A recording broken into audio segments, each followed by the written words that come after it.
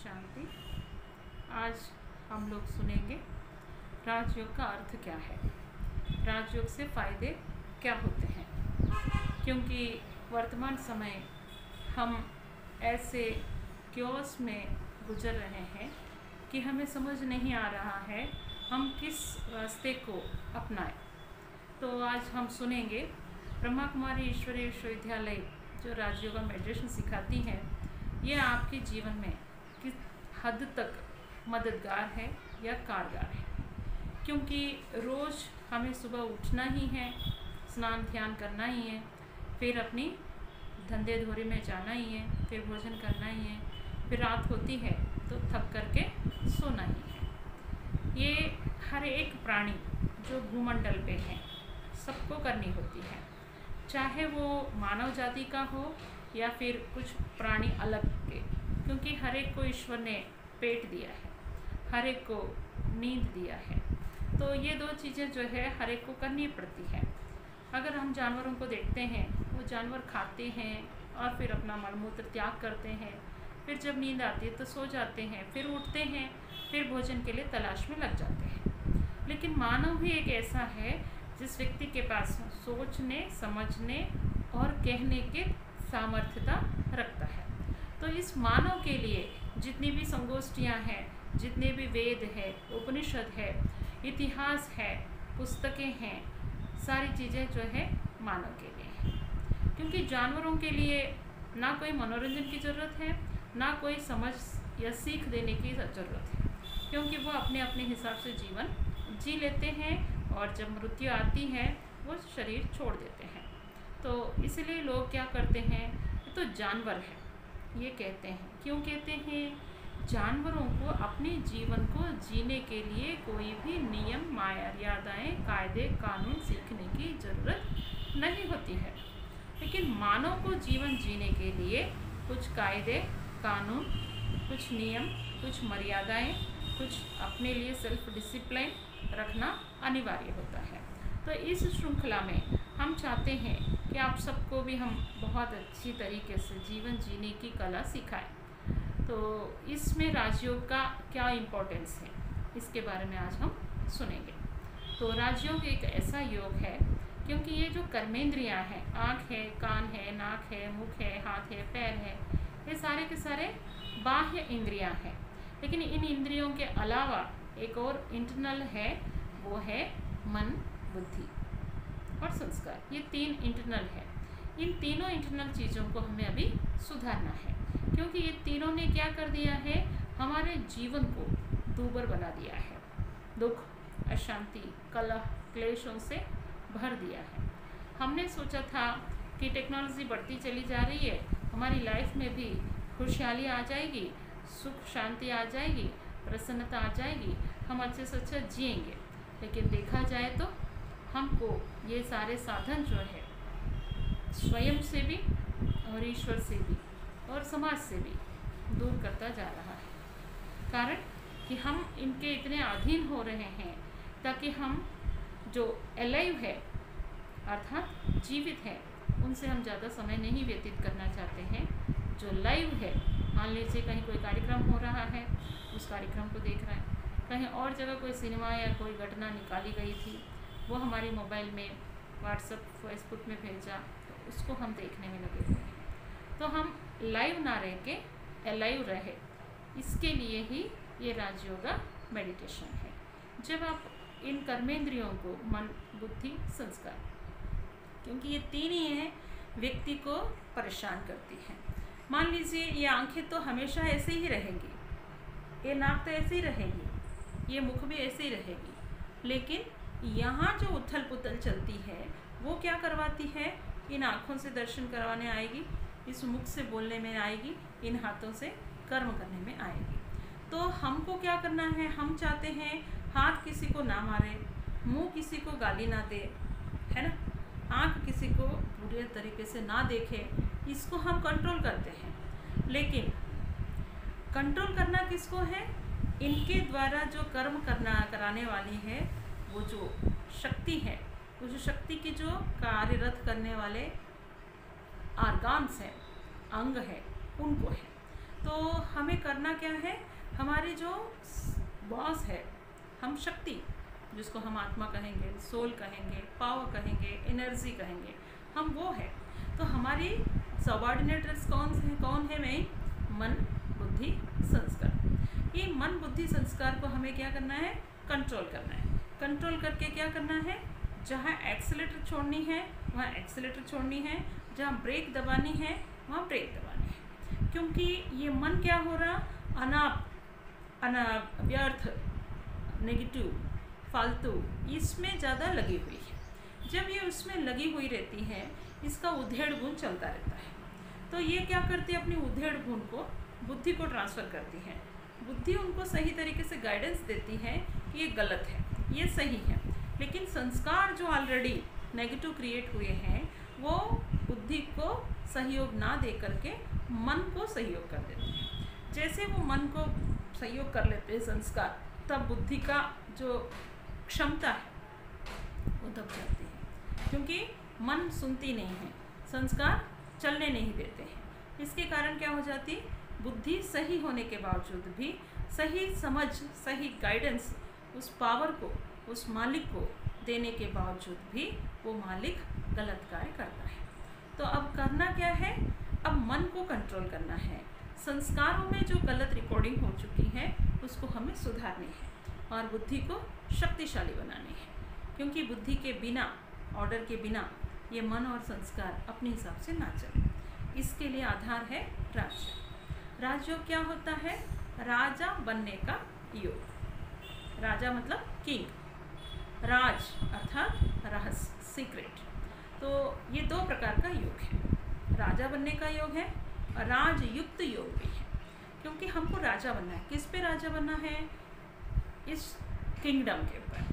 कर्म क्षेत्रे कुरुक्षेत्रे, हमने ये वाक्य सुना था। लेकिन कुरुक्षेत्र कहाँ था, कर्म क्षेत्र था। कर्म क्षेत्र कहाँ था, तो ये जो कर्मेंद्रियाँ हैं, इन्हीं से तो कर्म होते हैं ना हमसे।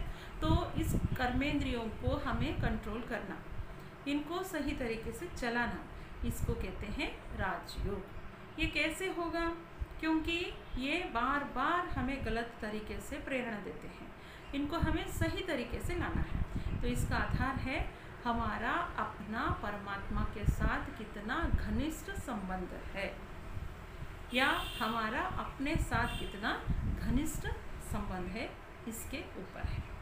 क्योंकि जितना हमारा संबंध ईश्वर के साथ जुड़ता है, उतना हमारा क्या हो जाता है, हमारा कार्य भी सही तरीके से होता है। अगर मान लीजिए हम परमात्मा को अपना बनाते हैं और दिन रात उनके साथ हमारा संबंध जुड़ा हुआ रहेगा, तो वो उससे क्या होगा, हमारी बुद्धि को शक्ति आएगी, मन को सद्विचार आएंगे और संस्कार भी परिवर्तन होते जाएंगे। तो इसके लिए हम लोगों को ईश्वर का परिचय, स्वयं का परिचय होना अनिवार्य है। तो आपसे हम कहें कि आपको आपका परिचय देना चाहते हैं, तो आप कहेंगे ये कौन सा क्वेश्चन है दीदी, क्या हमें हमारे बारे में जानकारी नहीं है? हाँ है, क्यों नहीं है। जैसे एक बर्फ़ के टुकड़े को पानी में डालते हैं तो क्या होता है, 80% का बर्फ़ जो है पानी के अंदर डूबा हुआ रहता है, 20% जो है वो ऊपर तैरता है। ऐसे ही आप अपने बारे में सिर्फ 20% जानते हो, 80% नहीं जानते। तो आपको जो 80% आपके बारे में जानकारी नहीं है, वो हम आपको देना चाहते हैं। दूसरा, आप कहते हो क्या हमें ईश्वर के बारे में जानकारी नहीं है क्या?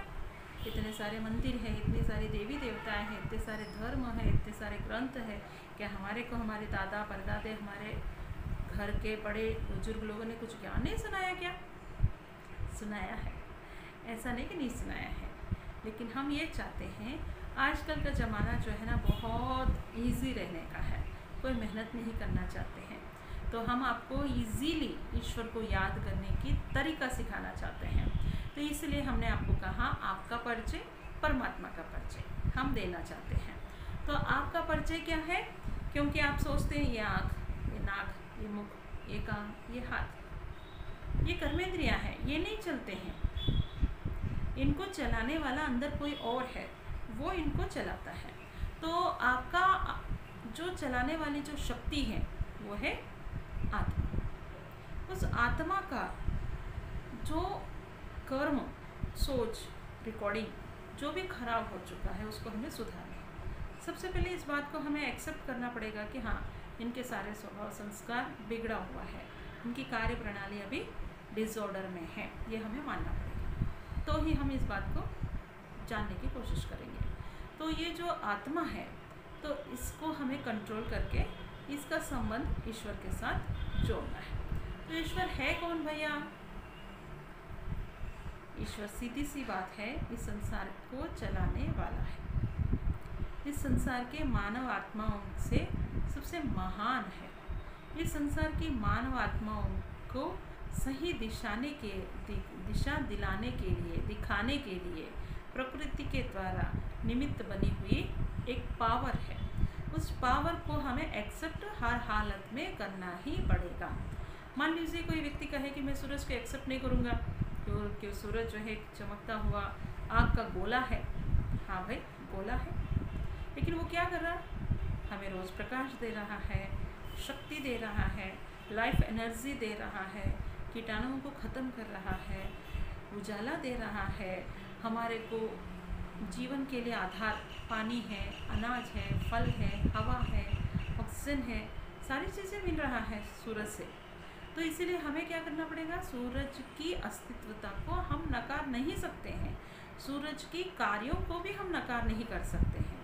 ऐसे ही परमात्मा जो है इस संसार का अधिनेता है, नियंत्रक है, उसको भी हमें मानना ही पड़ेगा। तो उसको मानना है तो उसकी जानकारी भी होना चाहिए। जैसे हमको कहा जाता है भैया सूरज से धरती की डिस्टेंस कितनी है, हम कैलकुलेशन करके बता देंगे। चांद से धरती की दूरी कितनी है वो भी बताएंगे। ध्वनि का वेग कितना है भैया, 10⁸ 3 × 10⁸ किलोमीटर पर सेकंड, ये है ध्वनि का या लाइट का, है ना।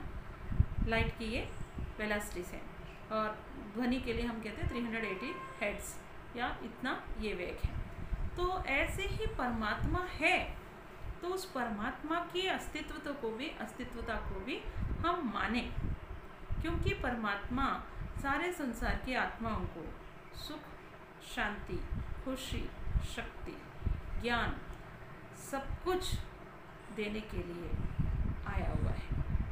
वो शांति का सागर है, आनंद का सागर है, प्रेम का सागर है, दया का सागर है, करुणा का सागर है, ज्ञान का सागर है, क्षमा का सागर है, सर्व शक्तियों का वो सागर है, सर्व सिद्धियों का भी वो सागर है।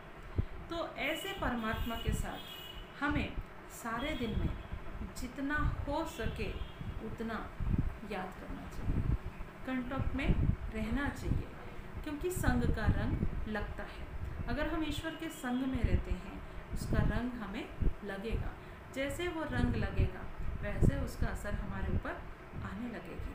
तो ऐसे ही, क्योंकि वो एक व्यक्ति गोरा व्यक्ति है, वो धूप में जाने लगता है, रोज़ 8-10 घंटे धूप में काम करेगा, निश्चित तौर पे 15 दिन के बाद वो गोरा चमड़ी काला हो जाए। कहते हैं ना, धूप में निकला ना करो रूप की रानी, गोरा रंग काला ना पड़ जाए। तो क्या हो गया? जैसे सूरज के नीचे गई, त्वचा जलने लग गई, उसकी जो चमक थी, वो गोरापन थी, वो ख़त्म होकर के कालापन आने लगा। ऐसे ही यहाँ पर भी हमारी आत्मा अगर ईश्वर के संबंध में रहती है तो क्या होगा? ईश्वर के संबंध से उस आत्मा के अंदर भी शक्तियाँ आना चालू होंगे। तो उसके लिए हमारा कार्य होता है कि हम ईश्वर को याद करें, ईश्वर के साथ अपना संबंध बनाए रखें। तो इसके लिए हम लोगों को अपने ऊपर अटेंशन देना पड़ेगा, और ये राजयोग अभ्यास आत्मा का, परमात्मा का, सृष्टि चक्र का, समय का, काल चक्र का, धर्मों के बारे में, जन्मों के बारे में, योग के बारे में जो सिखाया जाता है, ये 7 दिन का कोर्स है, ये आपको करना पड़ेगा। तो निश्चित तरीके से आप राजयोग सीख जाएंगे और आप शक्तिशाली भी बन जाएंगे। ओम शांति।